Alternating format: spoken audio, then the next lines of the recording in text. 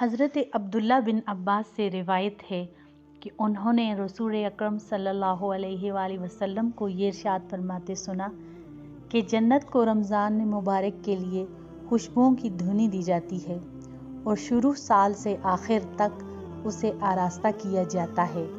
جب رمضان کی پہلی رات ہوتی ہے، عرش کے نیچے سے ایک ہوا چلتی ہے جس کا نام مشیرہ ہے۔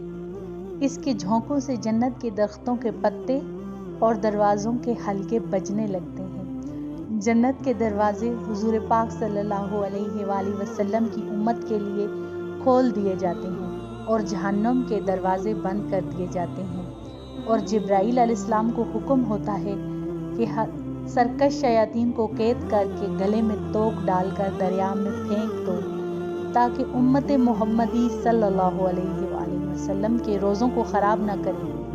حضور اکرم صلی اللہ علیہ وسلم نے یہ بھی فرمایا کہ اللہ تعالیٰ نے منادی کروانے والوں کو حکم دیتے ہیں کہ 3 مرتبہ یہ آواز دیں: ہے کوئی مانگنے والا جس کو میں عطا کروں؟ ہے کوئی توبہ کرنے والا جس کی میں توبہ قبول کروں؟